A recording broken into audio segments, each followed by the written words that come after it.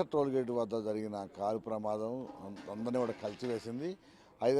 గుంటూరు నుంచి హైదరాబాద్ వెళ్తున్న న్యాయవాది శ్రీనివాస్ BMW కారు టోల్గేట్ వద్ద ఆగింది. పక్క లైన్లో వెళ్తున్న లారీ ఒకసారి అదుపు తప్పి బ్రేక్ ఫెయిల్ అవడంతో అదుపు తప్పిన లారీ వేగంగా వచ్చి ఈ కారుపై పడింది. ప్రస్తుతం మనం ఏదైతే ప్రమాదానికి గురైందో అదే కారు దగ్గర ఉన్నాము.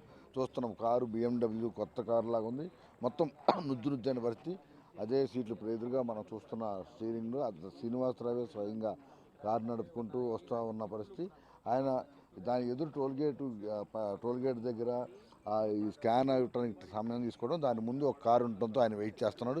ఈలోపు అకస్మాత్తుగా పక్క లైన్లో వెళ్తున్న కారు వీటికి సంబంధించి వెంటనే ఆ కారు తప్పి ఇటువైపు ఈ కారు మీద పడటంతో శ్రీనివాసరావు మృతి చెందాడు. ప్రస్తుతం కారు కూడా చూస్తున్నాం, చాలా కొత్తగా పూర్తిగా నుజ్జైన పరిస్థితి.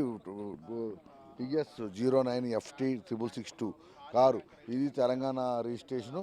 దీంతో ప్రస్తుతం ఈ కారు టోల్గేట్ దగ్గర నుంచి దాదాపు 3 గంటల పాటు రెస్క్యూ ఆపరేషన్ చేసి 3 భారీ క్రేన్ల సాయంతో దీనిపైన ట్యాంకర్ను పక్కకు తీసి ఈ కారును బయటకు తీశారు. అయితే అప్పటికే శ్రీనివాసరావు మృతి చెంది ఉన్నాడు. ప్రస్తుతం నందిగామ ఆ మాతృకి అయితే మృతదేహాన్ని తరలిచ్చారు. ఇక కారు కూడా చూస్తున్నాం, మొత్తం ఎటు చూసినా కూడా పూర్తిగా అసలు ఆనవాళ్ళు కూడా లేకుండా పోయింది.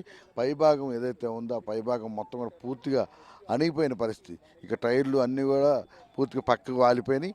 దాదాపు 90 టన్నుల ఈ ఫ్లై యాష్ లోడ్తో వెళ్తున్న ట్యాంకర్ మొత్తం కూడా ఈ కారుపై పడటంతో మొత్తం ఎదురు నుంచి వెనక వరకు మొత్తం కారు ఎక్కడ కూడా నామరూపం లేకుండా పూర్తిగా నుజ్జైన పరిస్థితి.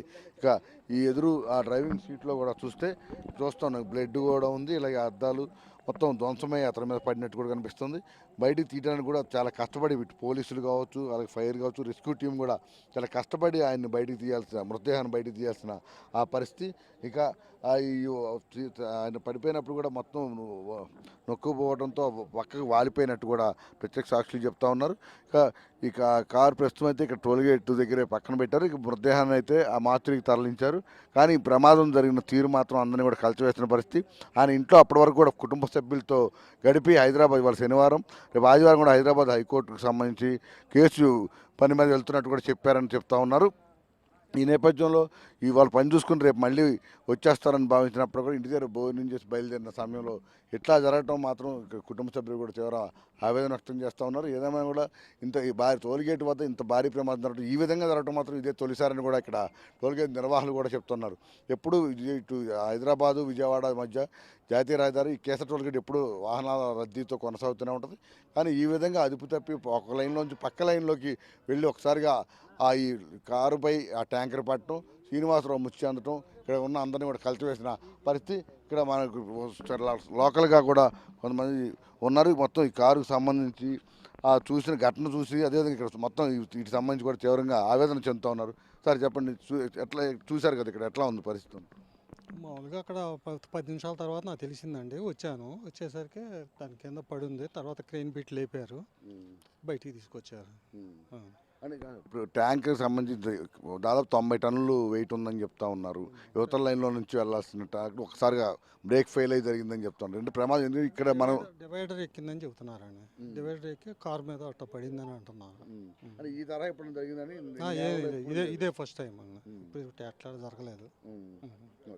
ఇది చూస్తా ఉన్నాం, మొత్తం ఈ కారు అయితే చూస్తున్నాం. మొత్తం ఎదురు ఫ్రంట్ పార్ట్ నుంచి బ్యాక్ పార్ట్ వరకు ఇంత కూడా నామరూపాలు లేకుండా ఉండిపోయిన పరిస్థితి. ఎందుకు కూడా పనికిరాని పరిస్థితి. కానీ ముందు న్యాయవాది శ్రీనివాసరావు మరణించాడనే వార్త మాత్రం చాలామంది న్యాయవాదులు కూడా ఇప్పటికే ఫోన్లు చేసి విచారం వ్యక్తం చేస్తూ ఉన్న పరిస్థితి. హైకోర్టులో మంచి ప్రాక్టీస్ ఉంది, ఆయనకు మంచి పేరు ఉందని కూడా చెప్తా ఉన్నారు. ఏదైనా మృత్యువు అలా వెంటపడి ఈరోజు ముంచుకొచ్చింది అనుకోని ప్రమాదం కారణంగా ఆయన ప్రాణాలు కూడా కోల్పోయిన పరిస్థితి. ఏదేమైనా కూడా ఈ టోల్గేట్ ముఖ్యంగా కేసర్ టోల్గేట్ ఈ తరహా ప్రమాదం ఇదే తొలిసారి జరగటం. అంతేకాకుండా వీటికి సంబంధించి ఇప్పటికే విజయవాడ పోలీస్ కమిషనర్ రాజశేఖర్ బాబు కూడా ఘటనా స్థలం చేరుకుని మొత్తం వీటికి సంబంధించి విచారణ కూడా చేశారు. అలాగే సీసీ కెమెరా ఫుటేజ్ని కూడా స్వాధీనం చేసుకుని అసలు ఏ విధంగా జరిగింది, అది మొత్తం ప్రమాదానికి సంబంధించిన పూర్తి వివరాలు కూడా తనకు అందించాలంటూ ఇక్కడ ఉన్న ఇబ్బందిని ఆదేశాలు కూడా జారీ చేశారు. మొత్తం మీద ప్రస్తుతానికైతే రెస్క్యూ టీం ద్వారా ఆ మృతదేహాన్ని బయటికి తీశారు. కారుని పక్క తరలి ఇంకా ట్యాంకర్ అయితే అక్కడే ఉంది. దాదాపు హెవీ లోడ్తో ఉంది. అది 90 టన్నుల బరువు ఉన్న నేపథ్యంలో మొత్తం వాటిని ఖాళీ చేసి ఫ్లై యాష్ని బయటికి తీసి ట్యాంకర్ను భారీ క్రేన్ల ద్వారా పక్కకు తొలగించాల్సి ఉంది. దానికి కొంత సమయం పడుతుందని ఇక్కడ అధికారులు